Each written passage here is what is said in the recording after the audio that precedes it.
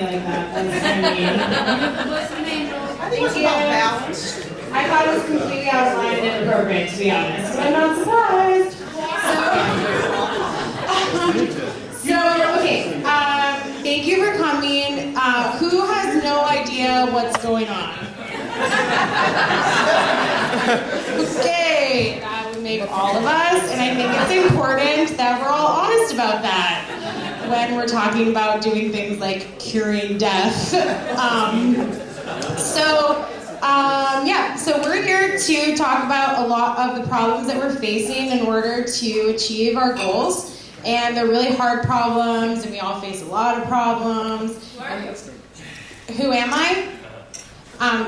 That is a really deep question.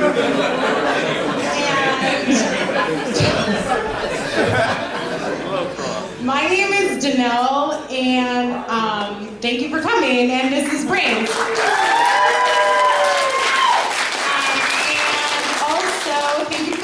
Nancy, and I guess also super thank you to Mark Hamalainen and Johan Ordal, who's... By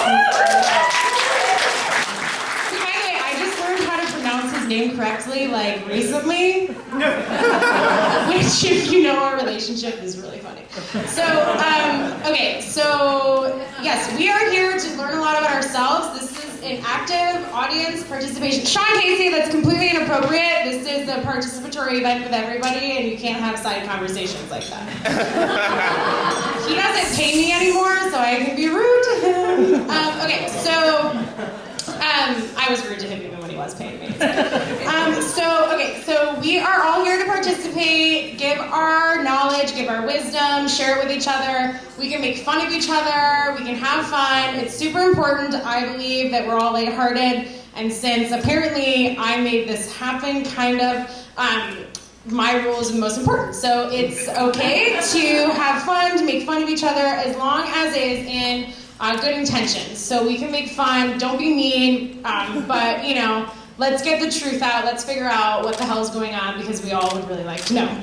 So in order to give us a little bit of an overview of what's going on in the industries that we most care about, I'm going to bring up Mark Hamalainen, who I think knows a lot about those things, and is apparently a reasonable individual, which I don't know, it's questionable, but he is going to give us a more substantial presentation than I would be able to about the life extension industries. And please welcome Mark Hamalainen.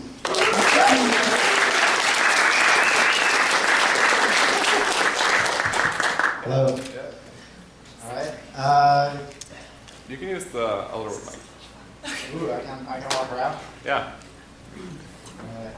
Let me just bring up my deck. Close it.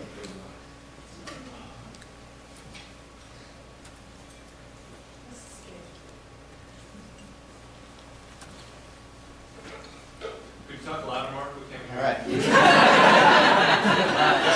I'm gonna introduce myself. Turn it off. Turn the wireless mic. Hit the on button. Yeah. It's okay as a scientist. Johan, you gotta get this going. Hey, what's up? Johan's gonna get my presentation going for me too. Oh, I think you got lots. So Danelle's new to this community, and Oh my God! Wait, we have to thank the Foresight Institute. I'm so sorry. So let's just pretend that was completely natural. And I wanted to say that this would not be happening if it was not for this is perfect. Look, you guys, we organizers, we didn't even mean to do that. So thank you so much to Christine Peterson and Paul Melnick. Seriously.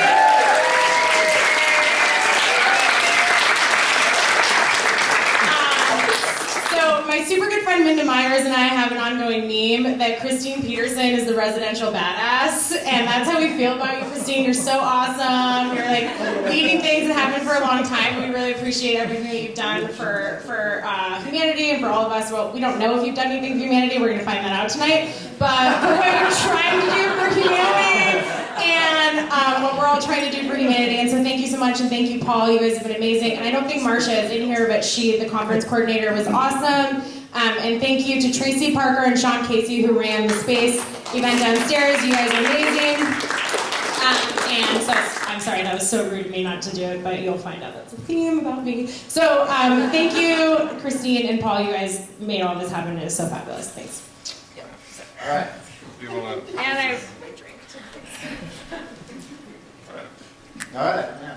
So I think Janelle's new to this community, and she has a very interesting perspective on it, being new. I've been around a little bit longer, and so I think she wanted me to give you guys some context. I think a lot of you guys already do, but this is why I'm talking.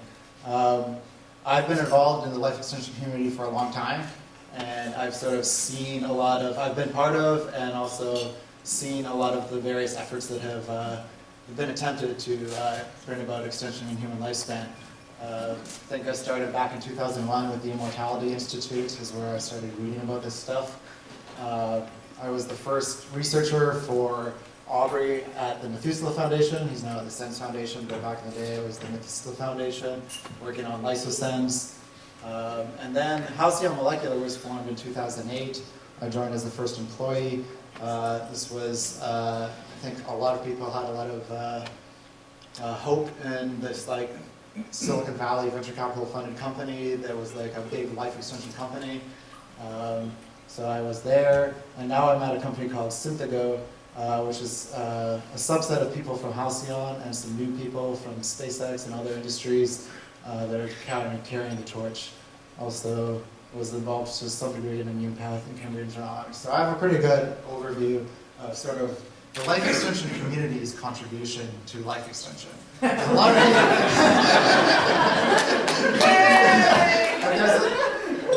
I'm not sure that the life extension community has made the biggest contribution to life extension, but we can discuss that. This is an audit. So in 2001, there was a bunch of things that I had kind of my own list of things that were interesting and things that needed to be worked on and where we needed to make significant progress if we were actually going to extend lifespan significantly. We needed gene therapy, pretty crude in 2001. Longevity genes, we needed to know what naturally, I mean obviously some people live much longer than others, and some animals live much longer than others. We needed to really narrow that down and figure that out. What are the genes that we would want to have if we could change them? Damage repair therapies, I read Aubrey's An Engineer's Approach to Anti-Aging Medicine in 2001, and it was pretty inspiring. It was a lot different than anything else I had read, which is how I ended up working with him. We need replacement parts because gene therapy is potentially very hard and it might be easier to just replace parts. And then we also need better tools because like there's people like Kevin Parrott that spend all day just pipetting solutions between different petri dishes. That's not a good use of human intelligence. Oh, I love it. We're going back to the lab tonight. We also, in 2001, we needed massive funding, and Aubrey de Grey was talking there or shortly thereafter of like a Manhattan Project to cure aging, and yeah, that would have been great.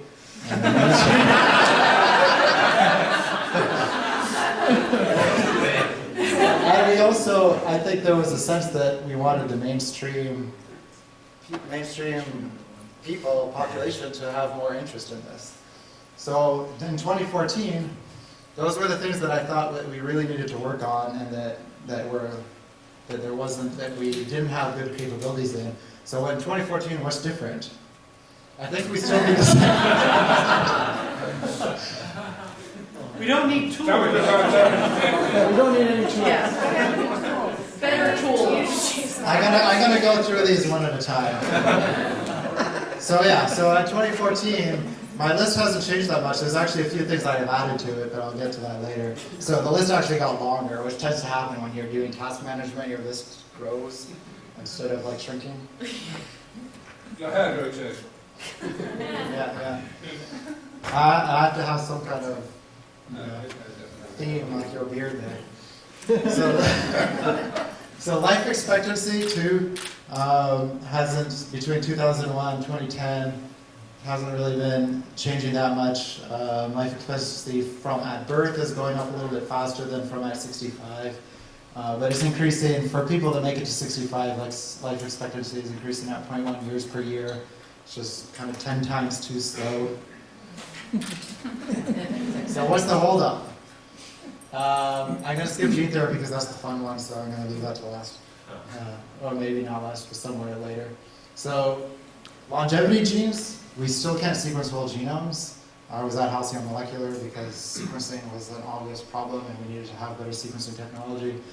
Still a not a solved problem, and we also need a lot more data. This was just a paper that was passed around within the Science Foundation recently, but somebody was trying to figure out the genetic difference between monozygotic twins, different ages. They had to use 5 different sequencing platforms in order to verify their data. How expensive is that, and how tedious is that? Where's my nanopush sequencer? So, and I wanted to highlight a few of the people within the life extension community that said that they were going to solve this problem. We did not. I'm one of them. You might recognize some of these other people. I think George Church is still working on it. But feel free to interrogate any of us, like why do we fail? And then also related to longevity genes, we wanted to figure out what are the longevity genes. I think ApoE is probably still the one that is statistically significant. There's not a lot of other. I think that there was an article published in 1994 that I like a lot. Hasn't changed too much. You can ask her about this later. She'll be here later. She's not here yet, but she works on this stuff. Thank you for not reading the rest of the picture. I'm gonna see you later. No. So a couple of things you could work on. You could work on, if you wanted to extend human lifespan, sequencing would be good. Understanding longevity genes would be good. And getting more data would be good. You still need to convince some type of government with national health care to sequence this whole population and make that data available. If anybody here needs something to do, that would be useful. Starting a private company or a nonprofit that can convince a large population of people to do this voluntarily, you don't have to do it through government. But we need more data and we need higher quality data. All right, so that's longevity genes. We also have damage repair. There's a lot of targets that are known, and there's a lot of proposed therapies. I think Aubrey just highlighted these things. The targets for damage repair have been known for a long time. But that's Aubrey there. But you guys can ask him about that later. I think Danelle's got something planned for that. Why we don't yet have. I can't go to a hospital and get a damage repair therapy. Not yet. Exactly. Soon. Replacement parts, very hard problem. Probably some of the early attempts were overly ambitious. Things like Geron trying to repair spinal cord injuries might have been the wrong place to start. And a lot of focus on using autologous cells, which just makes things harder. So, hold-ups there too. But there are things that you can work on. So the things that need to be worked on, bone marrow transplants, if anybody needs something to do, I think that's a good place to work. 3D printing, cryopreservation. We have Tanya Jones here somewhere. And John Schwandor. They're working on these things. So you can ask them later what the holdup is. I think there's a forum for that. Automation, AI tools. I think in the larger industry, there is a short-term focus on getting results with existing tools rather than developing new tools, which is out of whack. There definitely are people developing new tools, but I think it's a little bit out of whack. I think we should be spending more effort. It's kind of like you want to be pessimistic. You think these problems are really hard, and so you don't want to use the existing tools. You want to develop better tools. And just think about it. Like sequencing was much done manually with page shells. It was much worse. Plasmids were once manually put together with PCR coding. Culture cells were once fed by hand with pipettes of sugar water. Actually, no, I'm sorry. The first one is in the past. The other two people still do it. I'm for hire, by the way. But there are people working on this in the community. There are people working on this. Alex Pesh is here. He's the goofy-looking guy, second from the right, next to the handsome guy. We can't tell you what we're doing, but You're making fun of me stroking my beard. That's what you're doing. actually, I'll get to that later. I haven't got that right yet. And then there's gene therapy. I think gene therapy is the key, the thing that we don't have that would change everything. The reason why we haven't made progress on this is it's very hard, and there's multiple hard problems to solve before you can use it in humans. Delivery, specificity, efficiency, they're all hard problems. If you want to try to modify, if you want to try to inject somebody with a vector and change their genome, they have how many, like ridiculous number of cells, each of them with huge genomes. Off-target modifications are so frequent, efficiency is so low. Like we rely on this idea of making double-strand breaks and trying to repair that as a way of editing DNA. It's pretty crude. I wouldn't take any gene therapies that exist right now. Let's give it 50 years. 50 years. Give it 2. I don't have 50 years. There's people in this room working on potentially partial solutions, though. You could do ex vivo modification and then do replacement parts. Because you can do quality control in cell culture. But there's also some reasons to be optimistic. CRISPR-Cas9 recently discovered bacterial adaptive immunity. It's a system that allows you to do very easily programmable genetic modifications. Multiple targets, similar or better efficiency to what already exists. You still have this off-target problem, though, which is a really big problem. And you'll still have delivery, but there's then advances in nanoparticles. And there's a couple people in this room.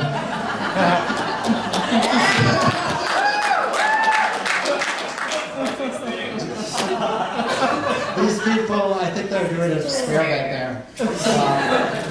But they claim that they can solve this problem that John just said would take us 50 years to solve. No. In 50 years, Those are we'll be ready meatballs, by to the take way. some maize. Oh yeah, desperation, desperate times, yeah.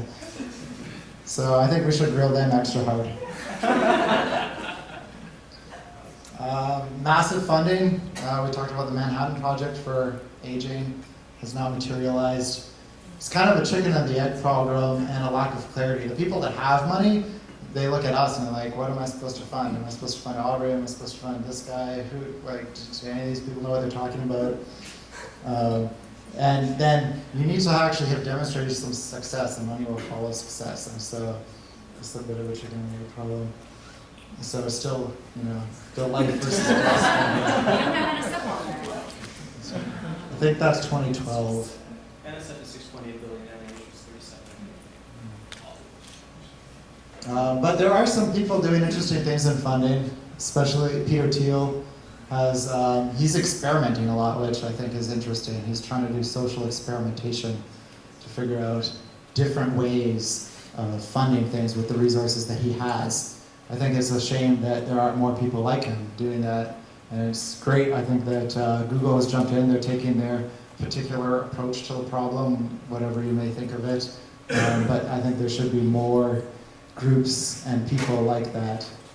So I think we should, that's one of the things that Brains and Danelle can maybe help with. And there's also two people in this room that recently raised a fund.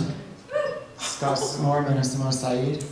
I think that might be one of their advisors. I'll skip that then. But you can talk to them later. And then I think there's a tendency within this community to just like come at people already assuming that we're weird. there's nothing weird about wanting to live healthy and a long time. And that's something that Danelle's taught me, is like, if you already in your mind think that you're an outsider, that you'll end up being the outsider in a group. We're not outsiders. We want to live longer and healthier. We're just Oh, fuck that. Everybody else's job, you know. Aubrey will talk about why you're not really successful later.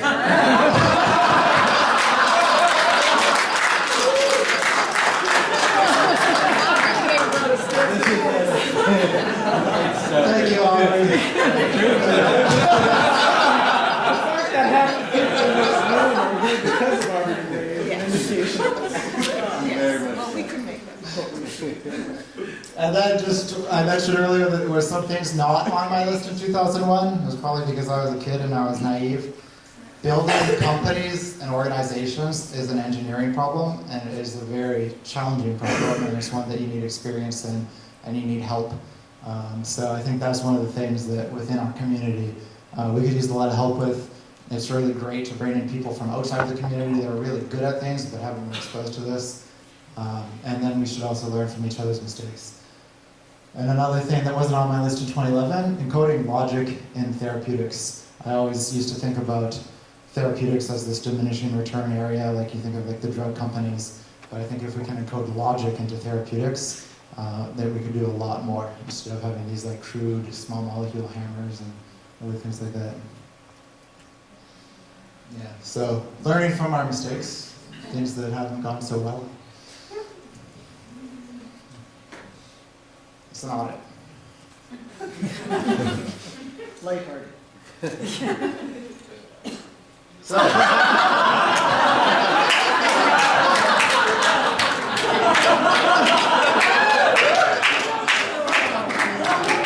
Oh, this fucking Superman.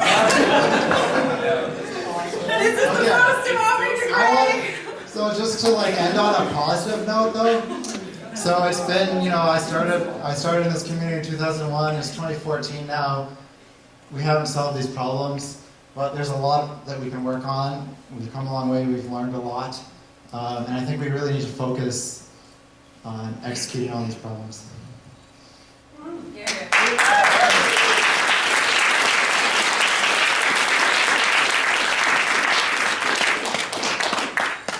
Okay, that was awesome. Thank you, Mark. I respect Mark a lot. I think he's an amazing executor, a really good friend. And let's give him another round of applause.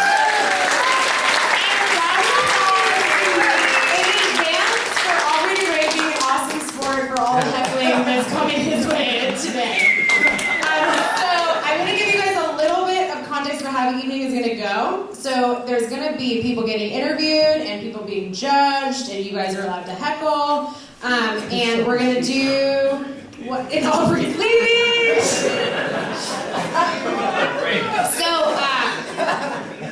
Because I think people work on incentives, and I do agree with Aubrey, most people are stupid. But I think it's important to recognize that you're stupid too, and then it actually helps you become smarter. It's amazing. So, we're going to do some interviews here, and then we're going to have a judgment panel. And if you're on the judging panel, which, by the way, some of you don't know that you're on the judging panel, and you may be called up to participate, and you, of course, have the right to decline. But if you do accept, I will give you some drink tickets. So that's good. And if you do not like what somebody's saying, or you think it's bullshit, or you think they're on a tangent, or you just want them to stop talking because they've been going too long, you can hit the gong. And you're only allowed to hit the gong if you're at the judges' table. However, if you're really ballsy, you don't have to follow the rules, and you can do things outside of those rules. So there are no real rules, except you should be aware that if you do something I don't like, you're going to hear about it. So, in the, Johan, how do I change this? Wait, oh. Yeah, no, oh. Thank you, Johan, for telling me about life extension. Johan, I met Johan at a party and he tried to go home with me and I said no. And that the reason that I didn't like him is I was like, so what do you do for a living? And he was like, I'm a life extension scientist. And I was like, I don't even know what that means. And he was like, I'm just trying to make people live a super long time. And I was like, you're conceited and you're making me uncomfortable, and then we became super good friends.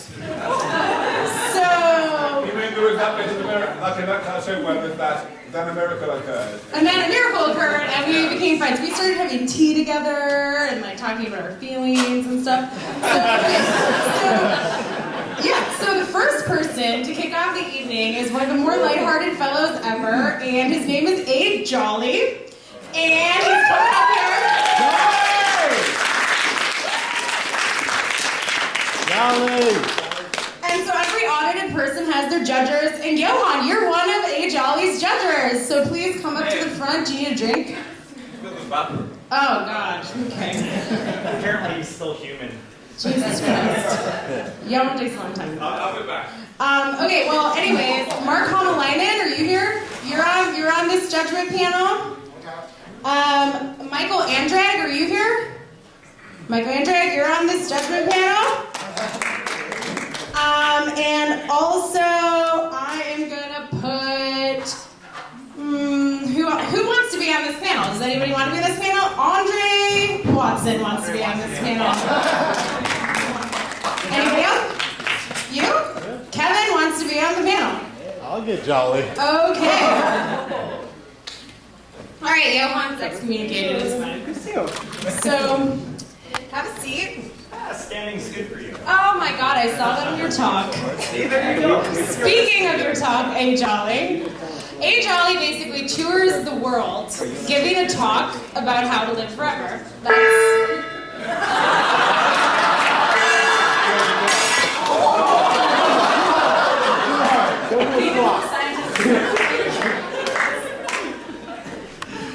Don't put any Is fire it? in your Did I say too much? Did I say too much? It's over? Yeah. Okay, thank you, A. Jolly. Thank you.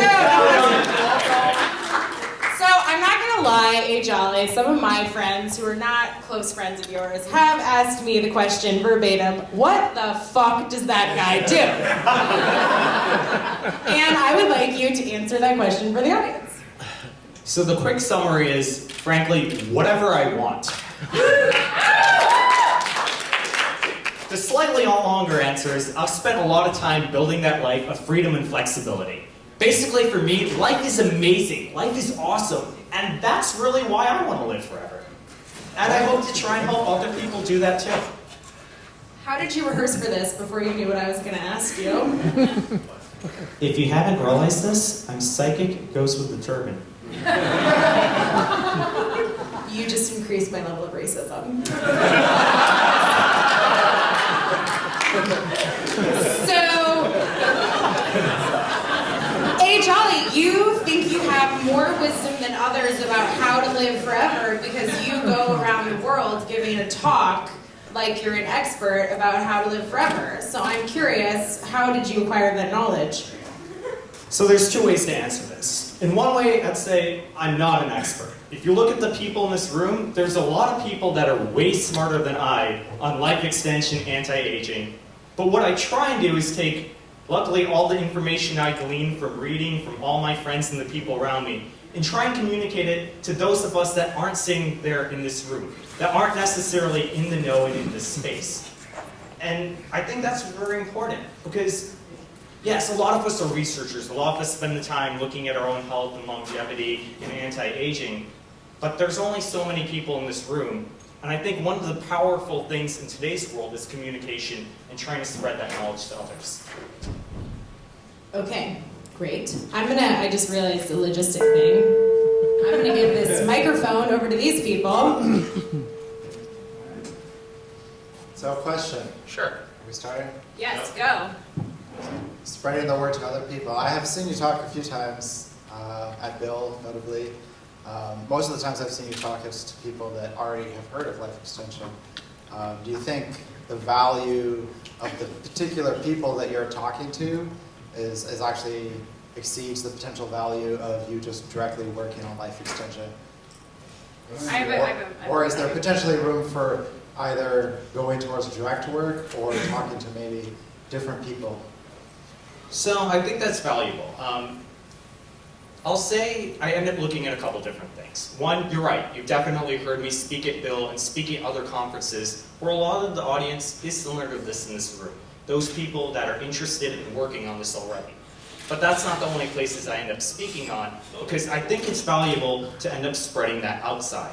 The art question is a very valuable one. It's really asking the question, each of us as individuals, what can we personally do to make a difference?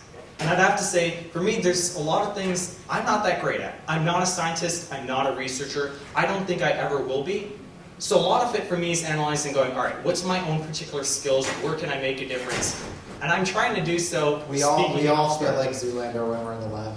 Just so Yeah, you wait, know. Kevin, can you give us your theory on neural feedback? If you're going to sit here and say there's a lot of things you're not good at, you're never going to be a scientist, you're never going to be a researcher, doesn't that... You want me to talk about neurofeedback against, I'm sure there's neuroscientists in here? No, I I'm don't a know, your philosopher. thing about how like you say something and it stays true. Well, the thing about Jolly is, I mean, he is an optimist as well, and the way that he promotes the information, I think, is very valuable.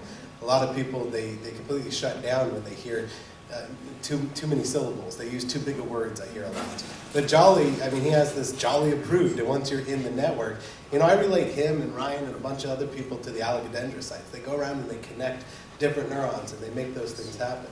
So what's that? Nice? Oh. See? Somebody studies the brain. I did good. So yeah, I mean, I think that everybody has their niche and everybody has an important job when it comes to, you know, delineating this information among, and Jolly is one of those. I mean, in every place that I've met Jolly around the world, like, he is right there and he's a connector. You know, much like Ryan, much like you, like, you're connectors, and that's very important. Where we have the researchers and we have, you know, the people actually doing the work. There's people that need to talk about the work, that need to make the work that's out there. And so, I mean, I don't know if that's... How would you recommend that he improve? He needs to be more vocal, as far as he's very in the niche, but I think he needs to take more of Ryan Bethencourt's approach to social media. I think he needs to be more out there and prolific about the people that he's networking with, and making sure that he's connecting people in that way. I would say that would be my only audit for Jolly. I would say, well, Ryan Bethencourt's actually connecting resources and money to projects. So do you think somebody like me, Jolly, could be serving us better by doing something like that, rather than just spreading the word, but spreading specific words to specific people and putting them together? So do you have any desire to do stuff like that, or something you think about, how to connect projects to resources? It's definitely something I think about. And the challenge often is, how do you best actually accomplish that? I think all of us, when we saw that, here's a list of all the things that needs to be done for life extension, but it's a question of how do you actually make that happen? So I'm looking at it from a multifaceted approach. Part of it is, sure, you talk about it, you popularize it, hopefully get more connections, more research, more funding coming in. Another thing I'm working on, last year helped found an anti-aging nonprofit in New York, and that's really focusing more on that funding arm. Basically doing more crowdfunding. I've got a question, go for it. How do you talk to people who think you're full of shit? Usually using the same mouth that I do to the people who don't think I'm full of shit. Although it's challenging, because for each person you have to understand who are they and where are they coming from. I mean, try it. When you go out and start talking, oh, I want to live forever, people look at you pretty funny, and frankly, I'm used to people already looking at me pretty funny. I grew up with a turban. So you start having to figure out, how do you connect those people? And one of the biggest misconceptions is, for most people, if they think about living forever or living longer, they don't think about living longer healthy. They don't think about living longer as they are in their 20s, vibrant life, enjoying life. They picture their elderly grandparents, their parents that are getting old and decrepit and weak. And so part of the thing is, it's really a communication issue. And part of that goes from understanding who your audience is and taking the time to listen to who they are, what their conceptions are, what their understanding is, and trying to translate it and bridge those gaps. So we're going to have a discussion about messaging, focused messaging later, where we're going to get into those issues a lot more. Over there, what do you got? Yeah, so you mentioned the anti-aging nonprofit. What does that do, and what are your plans for that? So that's incredibly nascent. Started it late last year. A lot of what we're really trying to do is start by doing a crowdfunding website, essentially to try and get funding to some of the basic researchers and scientists, the people that are ultimately making this actually happen. Will it work? I have no idea, but I'm trying to do what I can. Experimentation is good. Pretty much. Why are you going to Does make it have a name? It's called LEAF. Yeah, it's the Longevity Enhancement Advocacy Foundation. Drop me an email, we've got a mailing list, etc. Do you think that people like yourself that are connectors and know how to network and meet a lot of people, do you think that you have any type of responsibility in humanity? Do you feel it about yourself? Ooh, that's a slightly loaded question. So in general, I'm interested in helping people to live healthier longer. I don't know if I have that responsibility because I'm a connector or because I get to travel, or if that's something that just humans in general should try and do. But it's something I try and personally do. What are your personal goals for becoming a better version of yourself this year? So the Japanese have this awesome principle, and it's called Kaizen. And essentially the idea is that of continuous small improvement.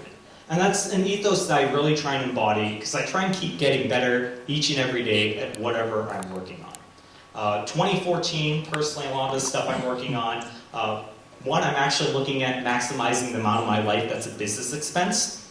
And basically the reasoning for that is there's all sorts of interesting stuff, especially in this space, that I'd love to be more of a part of. But at the end of the day, we all have to still pay our bills, and I'm trying to manage that so that way I can work for bigger, bolder projects. Are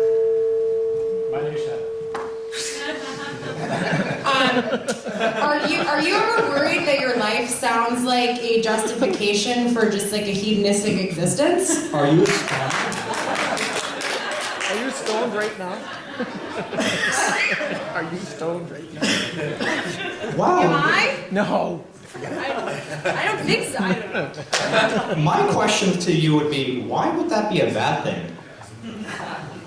Where's David Pierce? He's back there. Well, He if your goal is to maximize the amount of healthy years of life that you have, then I would think that given the presentation that Mark just gave, that it seems that in order to maximize your chances of achieving those goals, that you would want to maximize the time that you're spending on achieving those goals. So I'd say it's a bit of both.